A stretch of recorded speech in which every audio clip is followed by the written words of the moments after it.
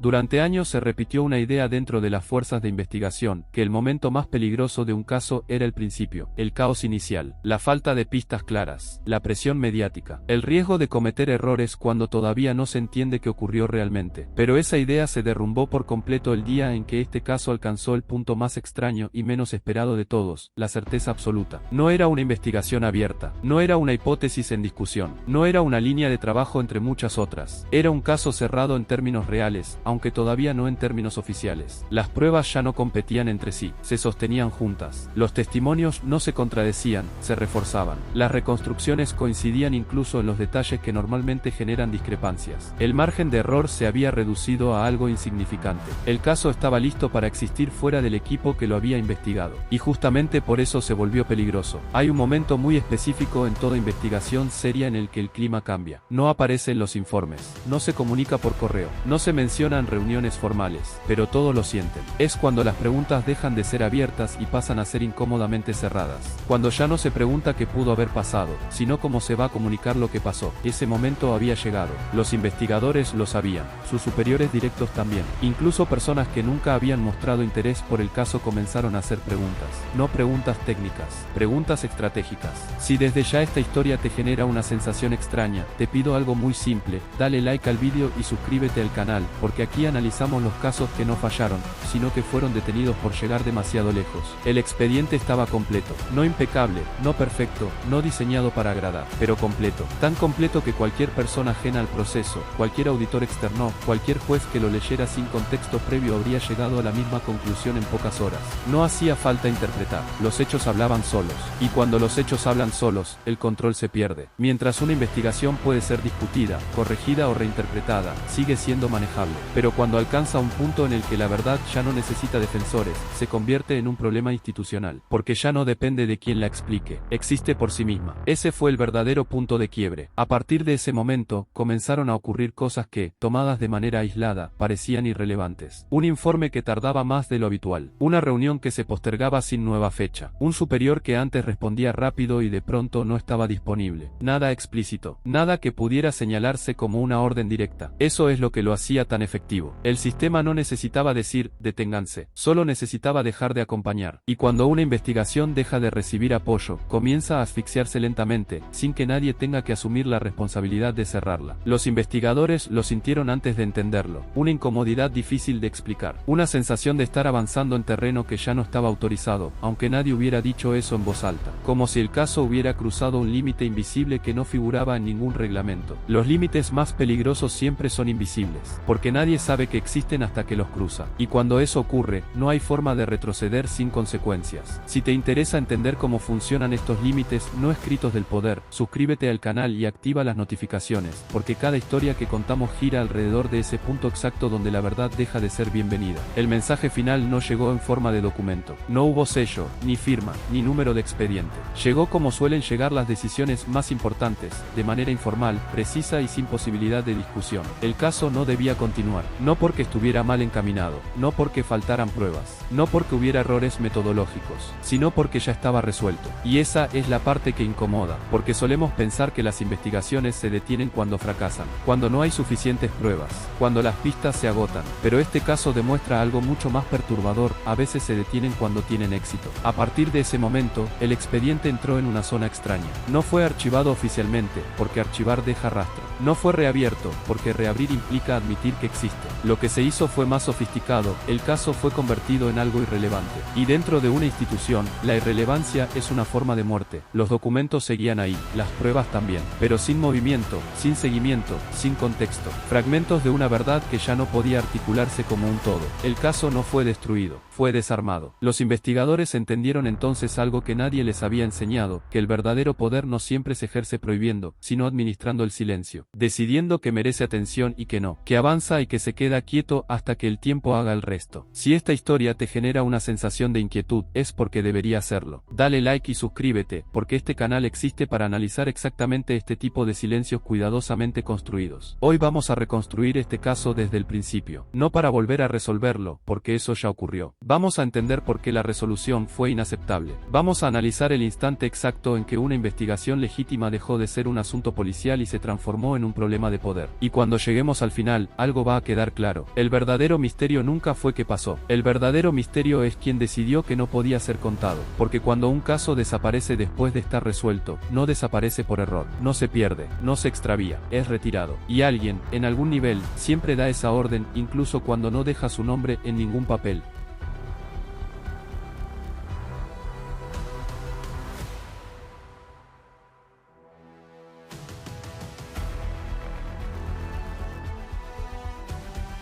Toda investigación tiene un origen visible, un hecho concreto, una denuncia, un cuerpo, una desaparición, un documento fuera de lugar, algo que rompe la normalidad y obliga a intervenir. Pero muy pocas personas se preguntan qué ocurre antes de que una investigación empiece oficialmente, qué condiciones deben darse para que un caso sea tomado en serio, qué intereses deben alinearse para que alguien decida que vale la pena mirar más de cerca. En este caso, el inicio fue casi imperceptible, no hubo titulares, no hubo presión mediática, no hubo urgencia institucional. Durante mucho tiempo, lo que estaba ocurriendo fue considerado un problema menor, algo que podía resolverse con trámites rutinarios y explicaciones simples. Y quizás por eso mismo, nadie prestó demasiada atención cuando los primeros investigadores comenzaron a notar que las respuestas no encajaban. Al principio, todo parecía normal, demasiado normal. Los informes llegaban en tiempo y forma. Las declaraciones eran prolijas. Las versiones oficiales estaban bien construidas. No había contradicciones evidentes. Y cuando un caso se presenta así, suele cerrarse rápido, porque el sistema está diseñado para avanzar cuando no hay resistencia. Pero aquí ocurrió algo distinto. Al revisar los detalles más básicos, empezaron a aparecer pequeñas inconsistencias. Nada grave, nada escandaloso, diferencias mínimas en horarios, datos que no coincidían del todo, registros que parecían correctos, pero que no terminaban de explicar el conjunto. Cosas que, aisladas, no significaban nada, pero que juntas empezaban a generar una incomodidad difícil de ignorar. Los investigadores que tomaron contacto con el caso no eran personas impulsivas, no buscaban conflictos, no tenían interés en forzar conclusiones. Justamente por eso, el hecho de que decidieran profundizar fue significativo, porque hacerlo implicaba asumir que lo evidente quizás no era suficiente, que la explicación rápida podía ser, en realidad, una forma de ocultamiento involuntario. Ese fue el primer paso, y también el más importante. Si hasta aquí la historia te genera curiosidad, te invito a darle like al vídeo y suscribirte al canal, porque este tipo de investigaciones no empiezan con grandes misterios, sino con detalles que la mayoría prefiere pasar por alto. A medida que el análisis avanzaba, el caso comenzó a crecer de manera orgánica, no porque alguien lo empujara, sino porque cada nueva revisión abría preguntas que exigían respuestas más profundas.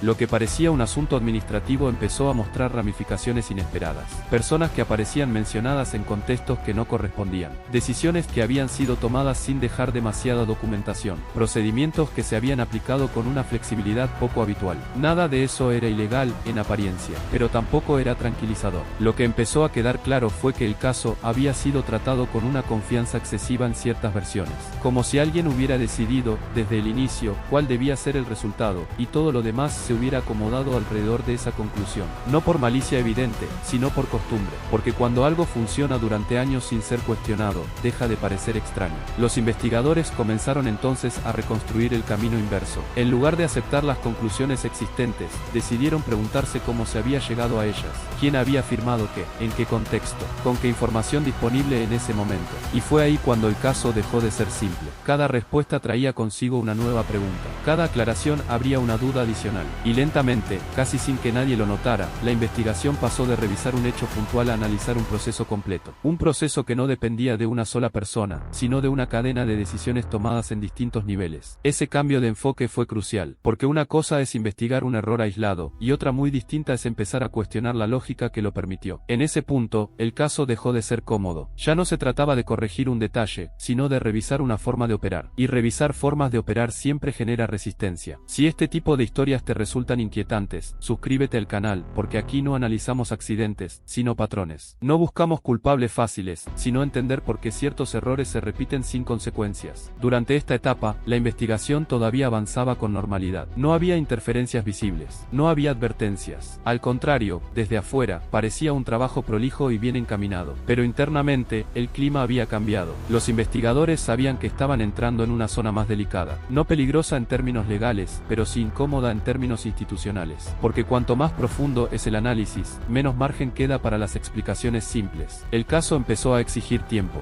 reuniones más largas, consultas cruzadas. revisión de archivos antiguos. Y cada una de esas acciones, por pequeñas que fueran, dejaba una marca, un rastro de interés que otros empezaron a notar. No con alarma, pero sí con atención. Fue en ese contexto que aparecieron las primeras señales externas. Preguntas que no venían del equipo directo. Comentarios informales sobre la duración del proceso. Sugerencias sutiles de no complicar lo que ya estaba resuelto. Nada explícito. Nada que pudiera considerarse una orden, pero suficiente para dejar claro que alguien estaba observando. Los investigadores, sin embargo, continuaron. No por desafío, sino por coherencia. Porque a esa altura, detenerse sin una razón técnica clara habría sido admitir que el proceso no importaba tanto como el resultado. Y eso habría invalidado todo el trabajo previo. A medida que el caso avanzaba, algo empezó a quedar cada vez más claro. La investigación no estaba descubriendo algo nuevo, sino revelando algo que había estado ahí desde el principio, pero que nunca había sido examinado con suficiente atención. Y eso la hacía más peligrosa que cualquier hallazgo inesperado. Porque lo que siempre estuvo ahí compromete a más personas, a más decisiones,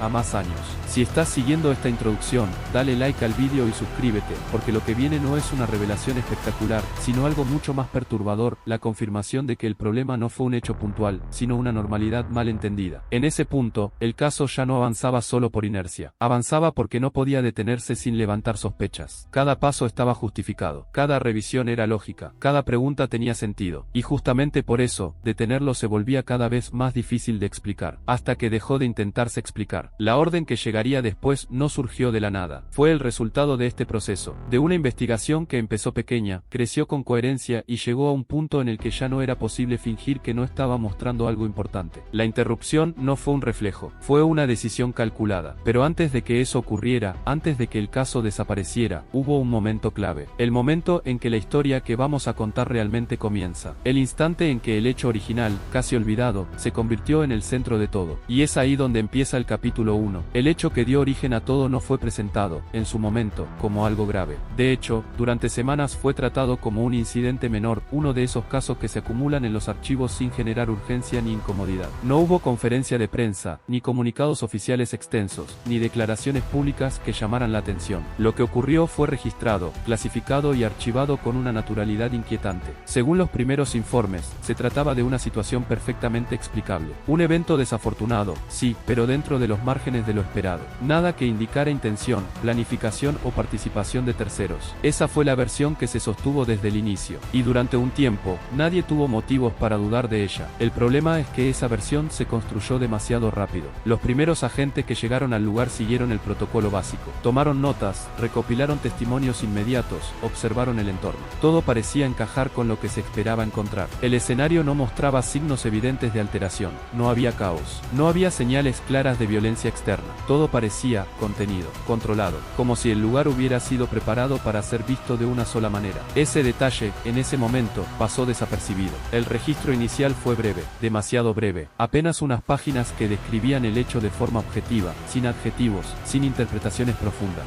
Los testigos fueron pocos y sus declaraciones coincidían en lo esencial. Nadie dijo haber visto algo extraño. Nadie escuchó nada fuera de lo común. Nadie recordó un detalle que rompiera la lógica general del relato. Y cuando un caso empieza así, suele terminar igual, rápido y sin preguntas. Pero incluso en esos primeros días, hubo algo que no quedó del todo claro. Un detalle menor, casi insignificante, que no fue resaltado en los informes, pero que quedó registrado en una nota al margen. Una observación que no encajaba del todo con el resto del escenario. Algo que, en lugar de ser desarrollado, fue dejado de lado. Ese fue el verdadero inicio del problema. La observación tenía que ver con una discrepancia temporal. Un horario que no coincidía exactamente con lo que los testigos afirmaban. Una diferencia pequeña, de minutos, que no parecía relevante. Sin embargo, cuando se la comparaba con otros registros, esa diferencia empezaba a crecer. No en tamaño, sino en significado. Porque los minutos importan cuando se reconstruye un hecho. A pesar de eso, la investigación no se detuvo en ese punto. El caso avanzó por el carril previsto. Se completaron los formularios necesarios, se enviaron los documentos correspondientes y se dio por concluida la etapa inicial. Para la mayoría, el asunto estaba cerrado. Si hasta aquí la historia te mantiene atento, dale like al vídeo y suscríbete al canal, porque lo que parece un detalle insignificante suele ser la puerta de entrada a todo lo que nadie quiso mirar. El expediente fue archivado bajo una clasificación genérica. No destacaba entre otros similares. No tenía marcas especiales ni advertencias. Era uno más. Y durante un tiempo, así permaneció, sin ser consultado,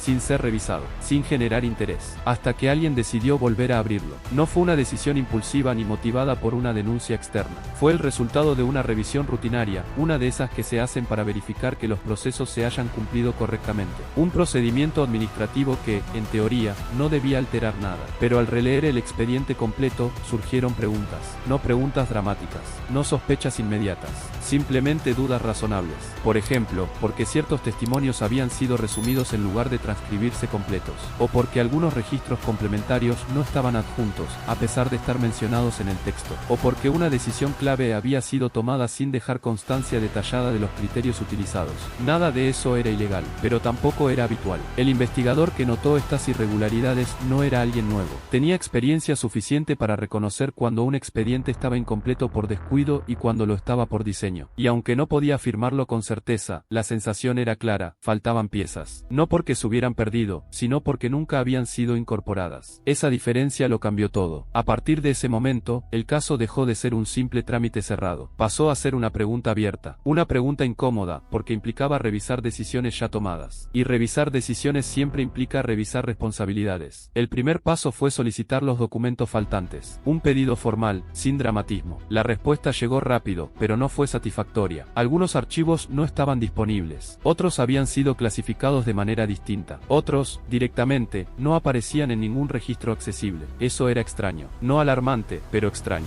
Se hicieron nuevas solicitudes. Se consultaron archivos paralelos. Se revisaron sistemas antiguos. Y cada intento confirmaba lo mismo: la información que debía existir no estaba donde debía estar. O estaba, pero no era accesible por los canales habituales. Fue en ese momento cuando el caso empezó a cambiar de categoría. Ya no se trataba de revisar un hecho, sino de entender por qué ciertos datos habían quedado fuera del circuito normal. Si este tipo de investigaciones te genera inquietud, suscríbete al canal, porque aquí no contamos historias de errores evidentes, sino de silencios cuidadosamente mantenidos. El investigador decidió entonces reconstruir el hecho desde cero, utilizando únicamente la información disponible, sin apoyarse en conclusiones previas, sin asumir nada, solo hechos comprobables, fechas, horarios, testimonios, registros. Y cuanto más avanzaba, más evidente se volvía que la versión oficial había sido construida sobre una base incompleta. No falsa, pero incompleta. Como si alguien hubiera decidido, conscientemente o no, que partes del hecho merecían atención y cuáles no. Uno de los puntos más inquietantes fue la selección de testigos. Había personas que estaban presentes en el lugar, pero que no habían sido entrevistadas formalmente. Sus nombres aparecían en registros secundarios, pero nunca en declaraciones oficiales. No había explicación para esa omisión. Cuando se intentó localizarlas tiempo después, algunas ya no estaban disponibles. Otras no recordaban con claridad. Otras se mostraron reticentes a hablar, como si el tiempo hubiera hecho su trabajo. Cada una de estas omisiones, por sí sola, podía explicarse, pero juntas formaban un patrón de simplificación, de reducción del relato, de eliminación de elementos que complicaban la narrativa principal. Y ese patrón no era casual. El investigador lo entendió en ese momento: el hecho original había sido encuadrado de una manera específica desde el inicio. Todo lo que no encajaba en ese encuadre había sido desplazado a los márgenes. No eliminado, pero sí neutralizado. Eso explicaba por qué el caso parecía tan claro al principio, porque la claridad había sido construida. Si estás siguiendo esta historia hasta aquí, dale like al vídeo y suscríbete, porque lo que viene no es una teoría conspirativa, sino el análisis frío de cómo se fabrica una versión aceptable de los hechos. El capítulo 1 termina aquí, en el punto exacto donde la investigación deja de ser una revisión administrativa y se convierte en algo más peligroso, una pregunta sobre quién decidió que debía verse y que no. En el próximo capítulo, esa pregunta empezará a tener nombres, cargos y consecuencias. La reapertura informal del caso no fue anunciada ni registrada como tal. No hubo una orden escrita que dijera que la investigación se retomaba, ni un cambio visible en su clasificación. Oficialmente, el expediente seguía cerrado. Extraoficialmente, alguien estaba volviendo a mirar donde se suponía que ya no había nada que ver. Y ese alguien no estaba solo. Cuando un investigador empieza a hacer preguntas que no estaban previstas, ocurre algo casi automático. Otras personas, incluso sin saber exactamente por qué, comienzan a prestar atención. No porque compartan la sospecha, sino porque perciben el movimiento. Una solicitud aquí, una consulta allá, un archivo pedido fuera de rutina. Son pequeñas señales, pero dentro de una estructura burocrática, esas señales no pasan desapercibidas. Las primeras reacciones fueron sutiles, respuestas demoradas, formularios que antes se resolvían en horas y ahora tardaban días, correos sin contestar, llamadas que no eran devueltas.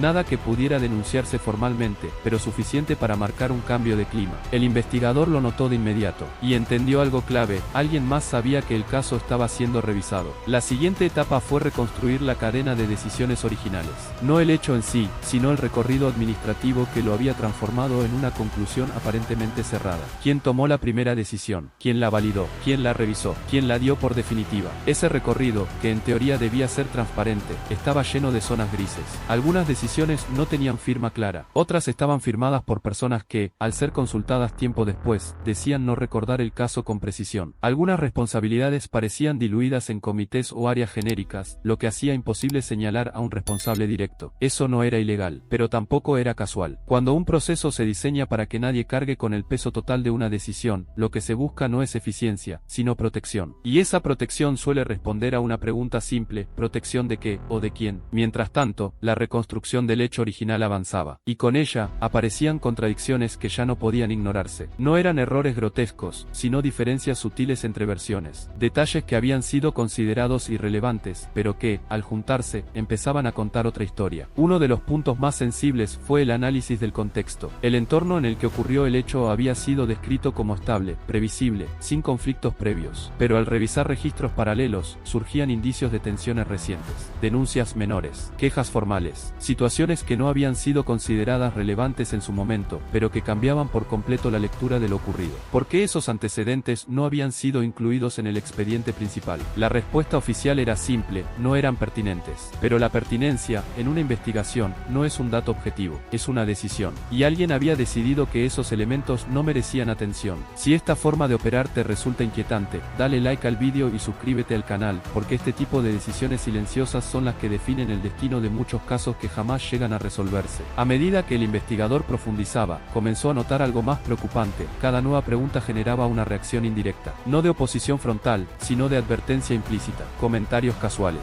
sugerencias de no complicar las cosas, recordatorios sobre la carga de trabajo, insinuaciones de que había temas más urgentes que atender. Nada explícito, todo perfectamente negable. Pero el mensaje era claro: seguir por ese camino no era bien visto. El punto de inflexión llegó cuando se intentó acceder a un conjunto específico de registros que, según el procedimiento estándar, debían estar disponibles. No se trataba de información clasificada ni sensible. Eran documentos técnicos, necesarios para validar una parte clave de la versión oficial. El acceso fue denegado, no con una negativa formal, sino con una explicación ambigua. El sistema no los encuentra. Tal vez fueron archivados de otra manera. Habría que hacer una solicitud especial. Cada respuesta desplazaba el problema un paso más lejos. Cuando finalmente se logró identificar dónde estaban esos registros, surgió un nuevo obstáculo: requerían autorización superior. Ese detalle cambió por completo la dimensión del caso, porque hasta ese momento, la investigación se había movido dentro de los márgenes habituales. Pero pedir autorización superior implicaba hacer visible el interés. Implicaba que alguien, en una posición jerárquica más alta, supiera exactamente qué se estaba buscando y por qué. La solicitud fue redactada de manera técnica, cuidadosa, sin conclusiones anticipadas. Solo hechos, solo necesidad de acceso, nada más. La respuesta tardó más de lo esperado. Durante ese tiempo, el clima se volvió aún más denso. Las conversaciones se volvieron más cortas, las miradas más esquivas. El investigador empezó a ser excluido de reuniones en las que antes participaba, no por sanción, sino por omisión, como si, de repente, ya no fuera parte del circuito habitual. Si llegaste hasta aquí, suscríbete al canal, porque este es el momento exacto en el que muchas investigaciones se detienen, no por falta de pruebas, sino por aislamiento. Cuando finalmente llegó la respuesta, no fue una autorización ni una negativa directa, fue algo peor: una recomendación. Un texto breve, cuidadosamente redactado, que sugería no continuar por esa línea y dar por válidas las conclusiones existentes, salvo nueva evidencia externa. Esa frase era clave. Salvo nueva evidencia externa significaba, en la práctica, que la evidencia interna no era suficiente, que todo lo que se descubriera dentro del propio sistema no sería considerado relevante. Era una forma elegante de cerrar la puerta sin hacerlo explícito. El investigador entendió entonces que el caso había cruzado un umbral invisible. Ya no se trataba de esclarecer un hecho, sino de desafiar una decisión tomada en otro nivel. Y eso implicaba riesgos que iban más allá del expediente. Aún así, decidió seguir, no por obstinación, sino porque ya había visto demasiado como para detenerse. Sabía que, si abandonaba en ese punto, el caso no solo quedaría cerrado, sino sellado, y todo lo que había salido a la luz volvería a hundirse en el silencio administrativo. El capítulo 2 termina aquí, en el momento exacto en que la investigación deja de ser incómoda y pasa a ser indeseable. En el próximo capítulo, veremos qué ocurre cuando una investigación continúa a pesar de las advertencias. Continuar después de una advertencia no escrita cambia por completo la naturaleza de una investigación. Hasta ese punto, el investigador todavía podía convencerse convencerse de que estaba operando dentro de un margen gris, de que su trabajo seguía siendo técnico, administrativo, casi académico. Pero a partir de ese momento, cada paso dejó de ser neutral. Cada consulta, cada revisión, cada conversación pasó a ser interpretada como una decisión consciente de avanzar contra algo que no debía ser tocado. Y eso se nota. Se nota en los silencios más largos de lo normal, en las respuestas que ya no llegan, en los accesos que funcionaban ayer y hoy aparecen bloqueados sin explicación. El sistema no cambia de un día para otro por casualidad, cambia porque alguien lo ordena, aunque esa orden nunca quede registrada. El investigador decidió entonces hacer algo distinto, dejó de pedir permisos, no en el sentido de actuar fuera de la ley, sino de dejar de anunciar sus movimientos. Empezó a trabajar con copias, con notas propias, con reconstrucciones paralelas. Si el expediente oficial ya no era un espacio confiable, la única opción era crear uno alternativo, aunque fuera informal, incompleto y vulnerable. Ese fue el momento en que la investigación se volvió realmente peligrosa, porque cuando la verdad no puede circular por los canales oficiales, empieza a existir solo en la memoria de quienes la conocen. Y la memoria es frágil, se pierde, se altera, se silencia. Uno de los primeros descubrimientos en esta etapa fue la existencia de una comunicación que nunca había sido incorporada al expediente. No era un documento formal, sino un intercambio interno,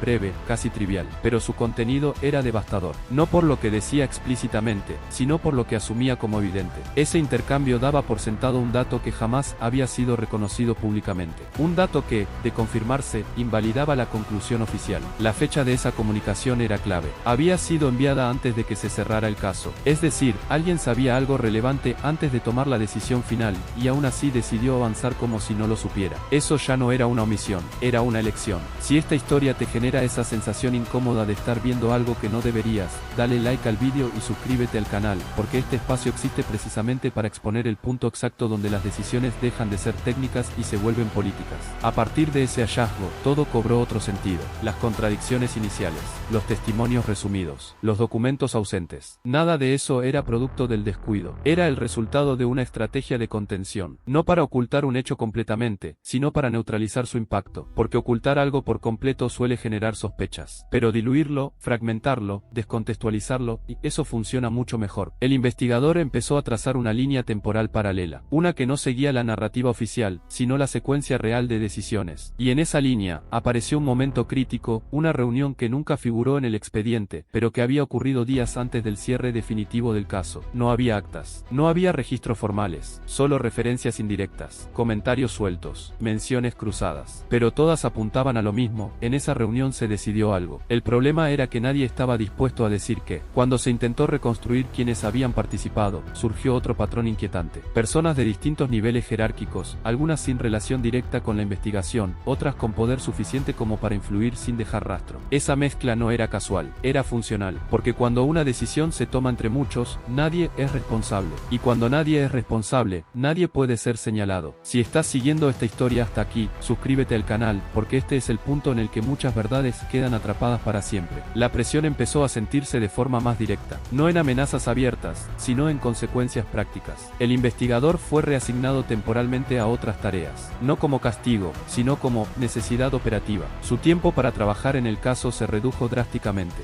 sus recursos también. Aún así, continuó. Lo hizo porque ya no estaba investigando un hecho, sino una interferencia. Y eso, para alguien con vocación real, es imposible de ignorar. Uno de los últimos elementos que logró identificar antes de que todo se detuviera fue una discrepancia material imposible de explicar bajo la versión oficial. Un dato técnico, verificable, que no admitía interpretaciones ambiguas. No era una hipótesis, era una certeza. Ese dato demostraba que el hecho no podía haber ocurrido de la manera en que se afirmaba, y lo demostraba de forma definitiva. Ese fue el instante exacto en que la verdad dejó de ser incómoda y se volvió peligrosa, porque hasta ese momento, el caso podía ser discutido, podía ser relativizado, podía ser reinterpretado. Pero a partir de ese dato, solo había dos opciones: reabrir todo oficialmente o impedir que esa información circulara. La elección fue inmediata. El acceso del investigador a ciertos sistemas fue suspendido por mantenimiento. Algunas de sus notas desaparecieron de los servidores compartidos. No todas, solo las relevantes. Como si alguien supiera exactamente qué borrar. No hubo explicación. Tampoco hubo notificación formal. Solo silencio. Si esta forma de operar te parece familiar, dale like al vídeo y suscríbete, porque no estamos hablando de un caso aislado, sino de un mecanismo que se repite cada vez que una investigación cruza una línea invisible. El capítulo 3 termina aquí, en el punto donde la verdad ya no puede avanzar sin consecuencias graves. En el próximo capítulo, veremos qué ocurre cuando la única opción que queda es detener oficialmente una investigación que ya no puede ser continuada. controlada. Cuando una investigación llega a este punto, ya no existe la ilusión de normalidad. Todo lo que ocurre a partir de aquí se mueve en un terreno ambiguo, donde las reglas siguen existiendo, pero solo para quienes no representan un problema. El investigador lo sabía, y quienes estaban por encima de él, también. Lo primero que cambió fue el lenguaje. Las palabras dejaron de ser directas. Nadie hablaba ya de el caso. Se lo mencionaba como ese tema, aquello que estaba revisando, la situación anterior. El nombre desapareció de las conversaciones, como si nombrarlo fuera una forma de reconocer que aún existía. Ese es uno de los primeros síntomas de una orden que todavía no fue formalizada, porque cuando una decisión está por tomarse en niveles altos, el sistema empieza a adaptarse antes de recibirla. Es una forma de autoprotección, una manera de preparar el terreno para que, cuando la orden llegue,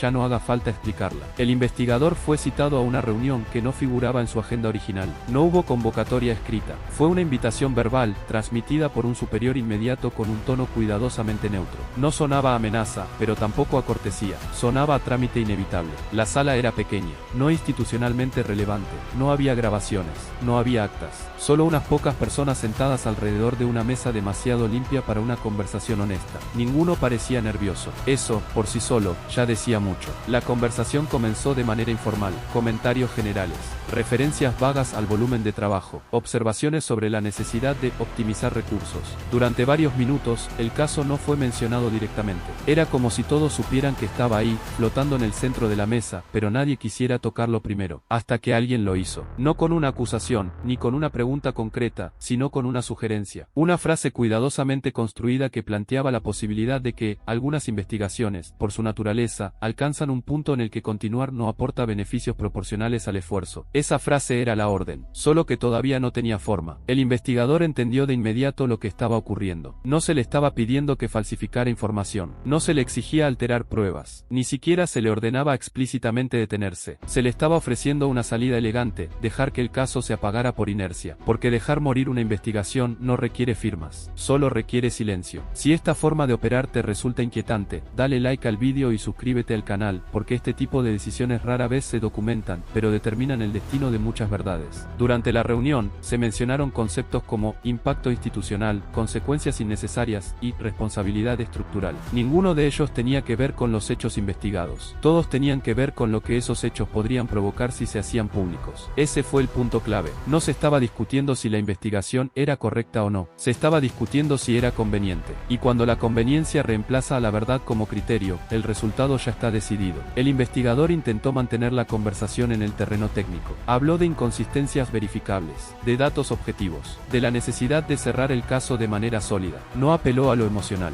no acusó a nadie, se limitó a exponer hechos. La respuesta fue un silencio breve, seguido de una frase que cambió todo. Entendemos tu compromiso, pero hay niveles de información que no siempre son compatibles con el interés general. No hubo más explicaciones. Ese tipo de frases funcionan como un límite invisible. No dicen, detente, pero dejan claro hasta dónde se puede avanzar. Cruzar ese límite no implica una sanción inmediata, pero sí consecuencias progresivas: aislamiento, desprestigio, estancamiento profesional. Todo perfectamente justificable por razones administrativas.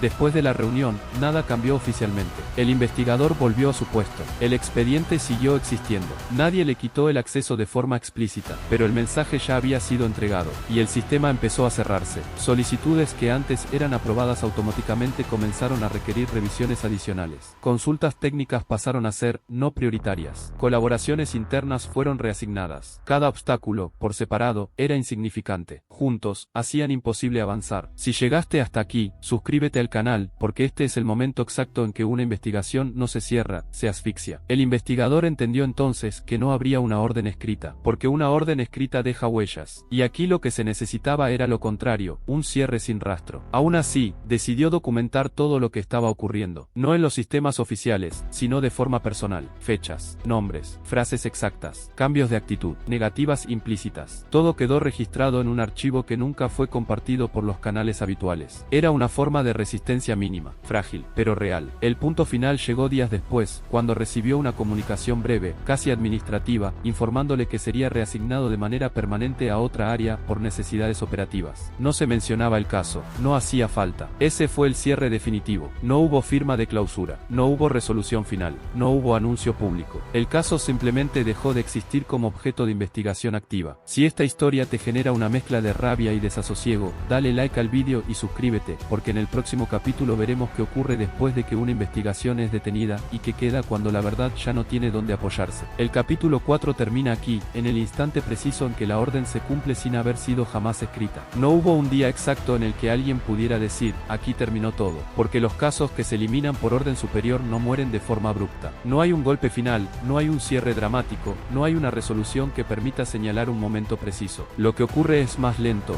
más silencioso, más efectivo. El caso se va diluyendo hasta que deja de ocupar espacio, primero en los escritorios, luego en las conversaciones y finalmente en la memoria institucional. Eso fue lo que ocurrió aquí. Después de la reasignación del investigador, el expediente quedó técnicamente abierto, pero sin responsables directos.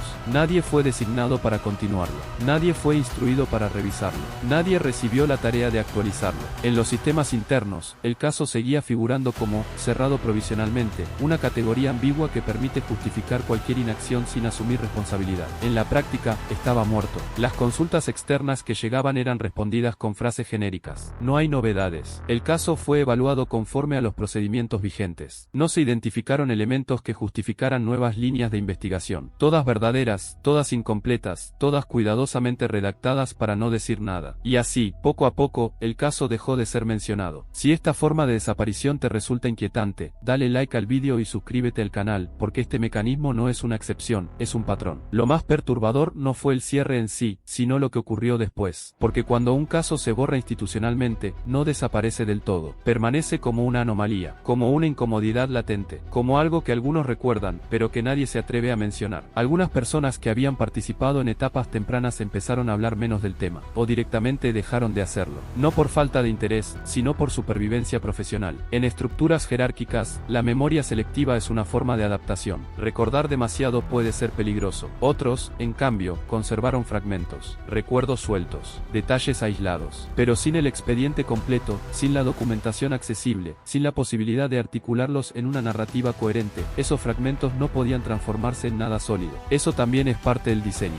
porque una verdad fragmentada es una verdad inofensiva. El investigador, ya fuera del circuito, entendió con el tiempo que lo ocurrido no había sido una reacción improvisada. No fue una decisión tomada en el calor del momento. Todo indicaba que el sistema estaba preparado para este tipo de situaciones, que existían protocolos informales, no escritos, activados solo cuando una investigación cruzaba ciertos límites que nunca son definidos con claridad, porque definirlos sería admitir su existencia. Si llegaste hasta aquí, suscríbete al canal, porque este es el punto donde la historia deja de hablar de un caso específico y empieza a hablar de algo mucho más grande. Con el paso de los meses, algunos documentos asociados al caso comenzaron a ser reclasificados, no como información sensible, sino como material obsoleto. Ese término, aparentemente inocente, permite archivar información de forma permanente sin necesidad de justificar su ocultamiento. Lo obsoleto no se consulta, no se revisa, no se cuestiona, simplemente se guarda. En paralelo, ciertos registros digitales dejaron de estar disponibles en los sistemas activos.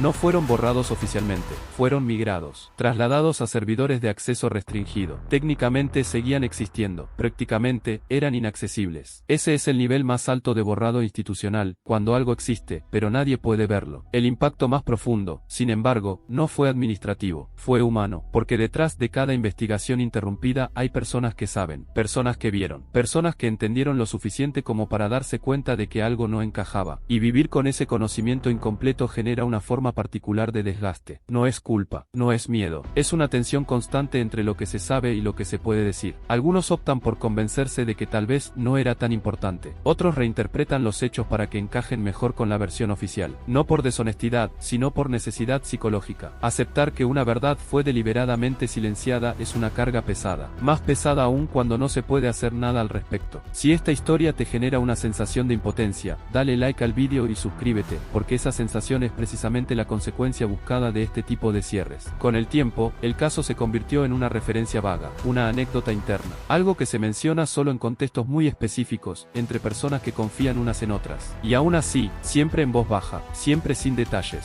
siempre con frases como, mejor no hablar de eso. Ese silencio no es casual, es aprendido, porque cuando un sistema demuestra que puede hacer desaparecer una investigación sin dejar huellas visibles, el mensaje es claro, puede hacerlo de nuevo. Y eso condiciona comportamientos futuros. Años después, cuando alguien nuevo llega y revisa archivos antiguos, el caso aparece como una entrada más, sin marcas especiales, sin alertas, sin señales de conflicto. Para quien no conoce la historia, es un expediente más. cerrado, inofensivo, definitivo. Pero para quienes estuvieron ahí, representa otra cosa. Representa el momento en que la verdad estuvo al alcance, y fue retirada. Si te preguntas cuántos casos más han terminado así, suscríbete al canal, porque esta serie existe para mostrar lo que ocurre cuando las investigaciones no fallan, sino que son detenidas. El capítulo 5 termina aquí, no con una resolución, sino con una ausencia, con un vacío cuidadosamente construido, con un expediente que sigue existiendo en algún lugar, pero que ya no cumple su función original, decir la verdad. En el final, veremos qué nos deja este caso, no como historia aislada, sino como advertencia, porque cuando una orden superior puede hacer desaparecer una investigación completa, la pregunta ya no es qué ocurrió en ese caso, sino cuántos más nunca llegamos a conocer. Cuando una investigación es detenida por una orden superior, no deja detrás un cierre, ni una respuesta, ni siquiera una mentira clara que pueda ser refutada. Lo que deja es algo mucho más difícil de enfrentar, un vacío, un espacio donde debería haber una explicación y no la hay, un silencio que no se impone con violencia, sino con costumbre, porque lo verdaderamente eficaz no es callar a todos, sino lograr que nadie tenga ya ganas de hablar. Ese vacío es el verdadero resultado final del caso. Con el paso del tiempo, las personas directamente involucradas fueron cambiando de lugar, de función o de etapa vital. Algunos se jubilaron, otros fueron promovidos, otros simplemente se alejaron de cualquier posición donde una pregunta incómoda pudiera volver a aparecer. El sistema siguió funcionando, la institución siguió operando, y el caso, lentamente, se transformó en un recuerdo borroso, cada vez más difícil de reconstruir con precisión. Eso también es parte del mecanismo, porque el tiempo es un aliado poderoso para cualquier verdad incómoda. A medida que pasan los años, los detalles se erosionan, las certezas se vuelven dudas, las convicciones se suavizan, y llega un punto en el que incluso quienes estuvieron allí empiezan a preguntarse si realmente fue tan grave como lo recuerdan. Si esta historia te hace pensar en cuántas verdades dependen únicamente de la memoria de unas pocas personas, dale like al vídeo y suscríbete al canal, porque ese es uno de los pilares más frágiles de cualquier sistema de justicia. El caso nunca fue reabierto, nunca se revisó oficialmente, nunca se mencionó en informes públicos como un ejemplo de error o aprendizaje, simplemente quedó atrás, absorbido por la inercia administrativa. Y esa normalización del silencio es quizás el aspecto más perturbador de todo el proceso, porque demuestra que no hace falta una conspiración permanente para ocultar algo. Basta con una decisión puntual, tomada en el momento adecuado, por las personas correctas, para que el resto del sistema haga el trabajo solo. Nadie tuvo que mentir de forma explícita, nadie tuvo que destruir pruebas frente a testigos, nadie tuvo que firmar una orden escandalosa, solo fue necesario decidir que seguir investigando no era conveniente. A partir de ahí, todo lo demás ocurrió de forma casi automática. El investigador, con el tiempo, dejó de insistir, no porque hubiera cambiado de opinión, sino porque entendió los límites reales de su margen de acción. Continuar no solo implicaba un costo profesional, sino también personal, aislamiento, estigmatización, la constante sensación de estar nadando contra una corriente invisible pero implacable. Y ningún sistema debería exigir ese sacrificio para hacerlo correcto. Si llegaste hasta este punto del vídeo, suscríbete al canal, porque estas historias no hablan solo del pasado, sino de cómo se construye el presente que aceptamos como normal. Lo más inquietante es que el caso no necesitó desaparecer del todo para cumplir su función. Bastó con que dejara de ser operativo. Bastó con que ya no generara consecuencias. Bastó con que nadie pudiera usarlo como precedente. De esa forma, incluso si alguien llegara a encontrarlo años después, no tendría impacto real. Sería solo papel. Pero las preguntas que generó siguen ahí, suspendidas, sin respuesta. Y esas preguntas, aunque no figuren en ningún expediente, son las que revelan la verdadera dimensión del problema. ¿Qué ocurre cuando una investigación alcanza una verdad que el sistema no está dispuesto a asumir? ¿Quién decide hasta dónde se puede llegar? ¿Y bajo qué criterios? Estas no son preguntas teóricas, son preguntas prácticas. Porque la existencia de órdenes superiores capaces de detener una investigación sin dejar rastro no es una anomalía, es una posibilidad estructural. Y mientras esa posibilidad exista, ninguna investigación está completamente a salvo. Si esta conclusión te deja una sensación incómoda, dale like al vídeo y suscríbete, porque esa incomodidad es necesaria. Es el primer paso para no aceptar el silencio como algo natural. El caso que acabamos de recorrer no es único, no es excepcional, no es irrepetible. Lo único excepcional es que hoy estamos hablando de él, que estamos reconstruyendo lo que ocurrió no a través de una versión oficial, sino a través de las grietas, de las omisiones, de los espacios vacíos donde debería haber respuestas. Y esas grietas dicen más que cualquier informe, porque nos muestran que, en determinados momentos, la verdad deja de ser una prioridad y se convierte en un riesgo. Y cuando eso sucede, la lógica se invierte, investigar ya no es un deber, sino una amenaza. Ese es el punto más peligroso de cualquier sistema. No porque signifique que todo está corrupto, sino porque demuestra que incluso sistemas funcionales pueden elegir no saber. Y elegir no saber es una forma de responsabilidad que rara vez se reconoce. Este vídeo no pretende ofrecer una solución simple, no pretende señalar culpables individuales, no pretende cerrar el caso mejor de lo que lo hizo la institución. Todo lo contrario, pretende dejarlo abierto, incómodo, inconcluso, porque esa es su verdadera naturaleza. Si quieres seguir explorando historias donde la verdad estuvo a punto de salir a la luz, pero fue detenida por decisiones que nunca quedaron escritas, suscríbete al canal y activa las notificaciones. Aquí investigamos lo que otros prefirieron olvidar. Y recuerda esto, cuando un caso desaparece sin explicación, no siempre es porque no había nada que encontrar. A veces, es precisamente porque había demasiado.